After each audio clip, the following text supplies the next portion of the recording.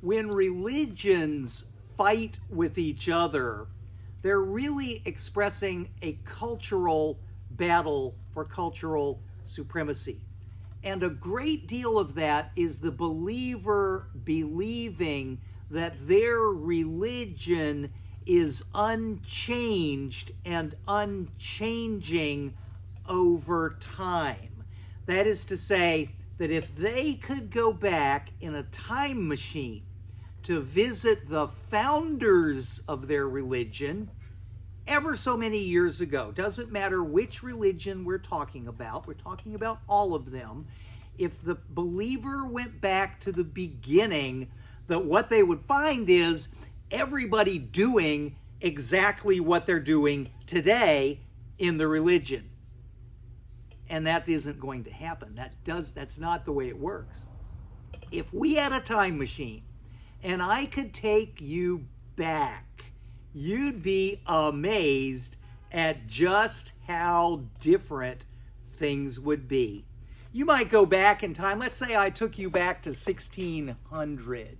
And we're back there in 1600 and it's hot there like it's hot here. And I say, hey, do you have a paper towel? And they're going to say, what's paper? You say, oh, okay. Well, do you have toilet paper? And they're going to say, what's a toilet? Okay. The point is this.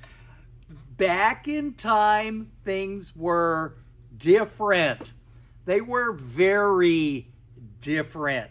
And so when we look at any religion, like we study ancient scripture, we have to realize that that scripture transpired in a world that was categorically different than we are in cultures that are radically different than our culture. Still, the common denominator was that in religion, what people do is they validate, they celebrate, they affirm their culture, and they try to motivate people to struggle to defend their culture against other cultures, especially in the ancient world, especially the further back we go. The conflict was very intense as different cultures had to fight to survive.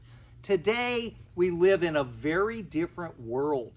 Our cultures are going to be okay.